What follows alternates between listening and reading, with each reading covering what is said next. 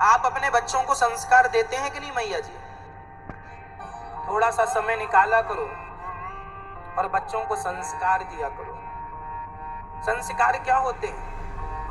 हर बार बच्चों की जिद पूरी करने की जरूरत नहीं। आप लोग बच्चों की जिद पूरी कराते रहते हैं। बच्चे ने जरा सी जिद कर ली, आपने पूरी कर दी। अरे लाला रो मत, रो मत लाला, रो मत। काहे ना रो, दो चार थप्पड़ दो, थोड़ा रोने तो गला खुलेगा।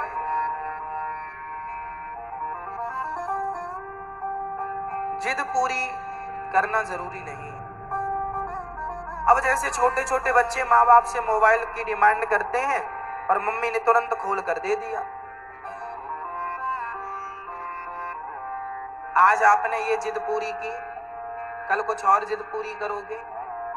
फिर बच्चों को लगेगा कि हमारी मम्मी तो हमारी सारी जिद पूरी करती है, तो फिर वो जिद कर करके वो जरूरतें पूरी कराएगा। और कभी मना किया तो फिर बच्चा तुम पर हावी हो जाएगा, आंख दिखाएगा।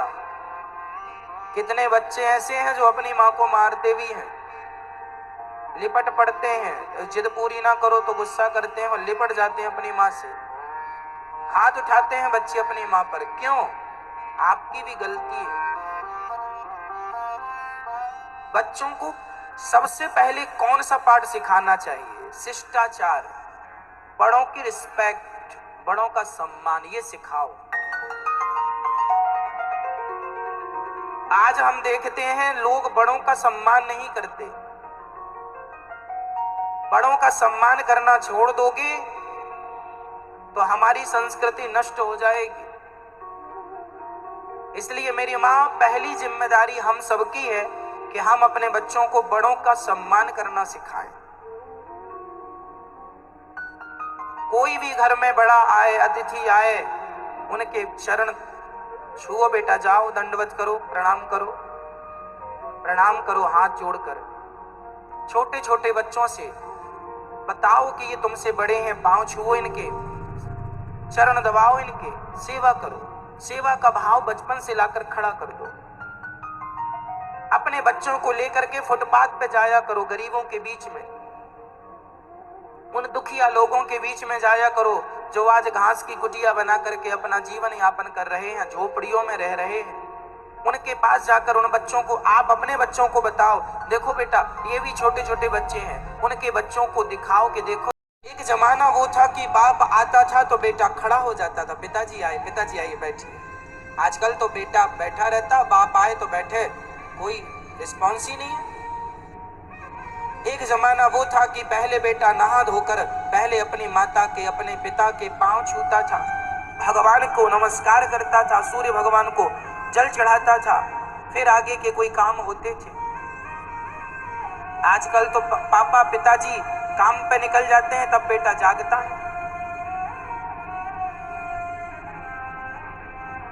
कौन देगा संस्कार? पाकिस्तान से लोग आएंगे संस्कार देने आपके बच्चों को? बोलो क्यों? मुसलमान का बच्चा टोपी लगा के नमाज पढ़ने जाता है, तुम्हारा बच्चा सवेरे किसी मंदिर में जाता है, गीता पढ़ता है? नहीं पढ़ता। कल को तुम्हारा बेटा ही अपने धर्म का ज्ञान न रखने के कारण कल तुम्हारा बेटा ही कहीं हिंदू से कहीं मुसलमान ना बन जाए और कहीं वो क्रिश्चियन ना हो जाए, कहीं धर्म परिवर्तन ना कर ले। भाई स्वयं के धर्म का नॉलेज ना होने से, स्वयं के धर्म का ज्ञान ना होने से वो जो सुनेगा वो कर लेगा। इसलिए उसके धर्म का नॉलेज, आपका धर्म, आपकी जिम्मेदारी है कि आप अपने बच्चों को अपने धर्म की बातें बताएं। बेटा ये हमारे राम है, ये हमारे कृष्ण है, राम जी क्यों महान है बताओ अपने बच्चों को। राम जी ने कौन से काम किए जिससे वो महान हो गए बताओ अपने बच्चों को। यही संस्कार है कि राम जी ने अपनी मर्यादा का उल्लंघन नहीं किया, माँ बाप की आज्ञा का उल्लंघन नहीं किया। माँ ने कह दिया कि वनवास जाना है, एक बार भी पलट कर नहीं कहा मैं क्यों जाऊं, मेरी गलती क्या है? बोलो, क्या राम जी नहीं कह सकते थे कि मुझे क्यों भेज रही हो माँ वनवास, मैं क्यों जाऊं? राम जी नहीं जाते तो क्या कह के जबरदस्ती भेज पाती? लेकिन नहीं, धन्य है वो राम जो माँ की आज्ञा का पालन करते थे, भले वो सौतेली माँ क्यों ना हो। ये संस्कार कहां से आएंगे? रामचरितमानस से। बताओ अपने बच्चों को कि भगवान राम के जीवन में एक दूसरी महिला आई थी, नाम था सूर्पनखा। उस महिला को देखकर राम जी ने, उसने कहा था कि तुम मेरे से विवाह कर लो, पर राम जी अपने धर्म से डिगे नहीं। ऐसा नहीं कि अपनी पत्नी को छोड़कर किसी नारी को देख लें, ये मर्यादा राम जी की है।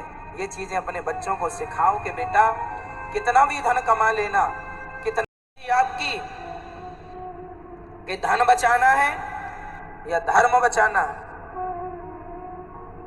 इसलिए मेरे भाइयों, धर्म बचाइए। धर्मो रक्षति रक्षिता। जो धर्म की रक्षा करता है, धर्म उसकी रक्षा करता है। जाने न देना धर्म, जाने न देना धर्म, करना लोभ मत धन धाम का।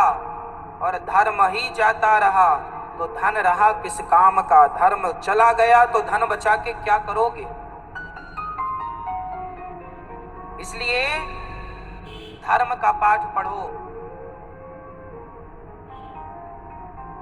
ईसाई संडे के संडे कितना भी व्यस्त हो ईसाई, पर वो चर्च जरूर जाता है हर संडे को।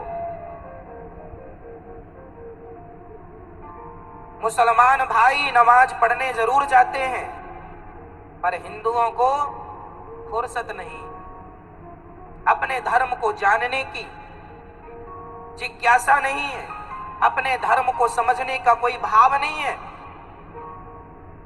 इसलिए सनातन धर्म का प्रचार नहीं हो रहा है। क्यों? क्योंकि आप करना ही नहीं चाहते प्रचार।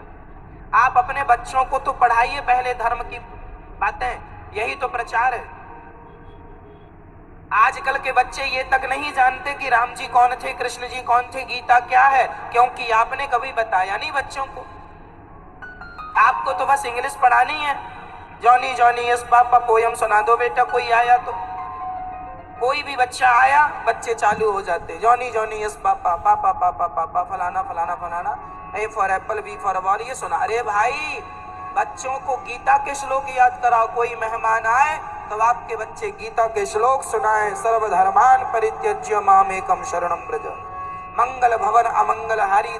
रामचरितमानस की चौपाई, ये तुम्हारी संस्कृति तुम नहीं पढ़ाओगे तो अमेरिका, वहां से फिर पाकिस्तान से बुलाओगे उनको, वो पढ़ाएंगे तुम्हारे बच्चों को, वो संस्कार देंगे तुम्हारे बच्चों को।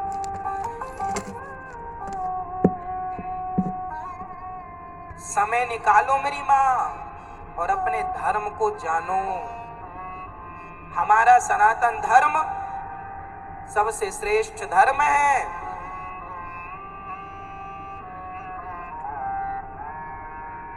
अभी सारी दुनिया लौट रही है सनातन की तरफ। जान लो अपने धर्म के बारे में, इतना श्रेष्ठ है कि आज लाखों क्रिश्चियन लोग हिंदू धर्म अपना रहे हैं। यहाँ वृंदावन में ही देख लो ना, गोरे गोरे लोग। आप में से कितने लोगों ने वृंदावन में अंग्रेजों को देखा है माला जपते हुए, परिक्रमा लगाते हुए, तुलसी की माला पहने? ये कौन लोग? ये क्रिश्चियन लोग हैं। ये इंग्लैंड, अमेरिका, ना जाने किस किस देश से यहाँ आते हैं और भगवान का चिंतन कर रहे हैं ये वहां के लोग। पर ये भारत के लोग ये समझ नहीं रहे हैं। वो विदेशी महिलाएं इतनी बढ़िया साड़ी पहनने लगी हैं, पर ये हमारे भारत की माताएं अभी फटे कपड़े पहने घूम रही हैं। वो तुम्हारी संस्कृति फॉलो कर रहे हैं, वो तुम्हारी नकल कर रहे हैं और तुम उनकी नकल करने में लगे हो जो कि ऑलरेडी तुम्हारी नकल करना चाह रहे हैं। हाँ या ना? आप अपनी आंखों से यहाँ अंग्रेजों को देख लेना, माला जपते हैं, तुलसी की माला धारण करते हैं। अभी कोई मुसलमान भाई बड़े पद पर थे और उन्होंने अपना मुसलमान धर्म छोड़ के हिंदू धर्म अपना लिया। मिस्टर त्यागी उनका नाम है वर्तमान में। क्या?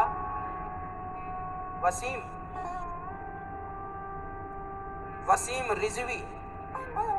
वो मुसलमान थे, हिंदू धर्म अपना लिया उन्होंने। वो अभी हैं, टीवी पर डिबेट इत्यादि आप सुन सकते हैं उनकी। वो मुसलमान थे, हाँ या ना? हिंदू धर्म अपना लिए कि नहीं? अरे सारी दुनिया, जबकि वो बहुत बड़े पद पर थे, अपने मुसलमान पद पर थे, उनने हिंदू धर्म अपना लिया। सारी दुनिया घर वापसी कर रही है, तुम अपने धर्म को जान लो मेरी माँ, सब वापस लौट रहे हैं। आप नहीं सिखाएंगे अपने धर्म का, ज्ञान नहीं देंगे, पाठ नहीं पढ़ाएंगे तो कौन पढ़ाएगा? इसलिए बच्चों को गीता पढ़ाया करो। गीता इस धरती में, इस दुनिया में सबसे ज्यादा पढ़ी जाने वाली पुस्तक, पढ़ा जाने वाला ग्रंथ भगवत गीता है। इस धरती में ऐसी कोई भाषा नहीं है जिस भाषा में गीता को ट्रांसफर ना किया गया हो, ट्रांसलेट ना किया गया हो। इस धरती में सबसे ज्यादा पढ़ी जाने वाली पुस्तक है भगवत गीता। इंग्लैंड के लोग पढ़ रहे हैं, अमेरिका के लोग पढ़ रहे हैं, बस एक भारत के लोग हैं जो जॉनी जॉनी इस पापा याद कर रहे हैं। पता नहीं आपको कब अक्ल आएगी, कब अपनी संस्कृति को जानोगे, कब अपनी संस्कृति का सम्मान करोगे, कब आपके पॉकेट पर गीता होगी, कब आपकी जिह्वा पर गीता के श्लोक होंगे। कितना सुंदर मेरा भारत है। मेरे भारत जैसा कोई देश नहीं है। धन्य है मेरे भारत की संस्कृति को मैं नमस्कार करता हूं।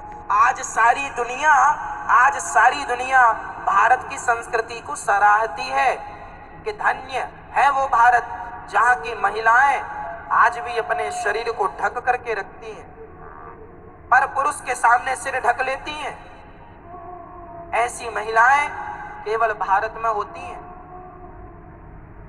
अपने पति के जाने के बाद वो अपने पति की विधवा रह के जिंदगी जी लेती है, पर पुरुष को नहीं देखती। ऐसी क्वालिटी की महिलाएं सिर्फ भारत में ही पाई जाती हैं। सारी दुनिया छान लो, ऐसी नारियां कहीं मिल जाए किसी देश में तो बता देना, मैं आपकी वंदना कर लूंगा।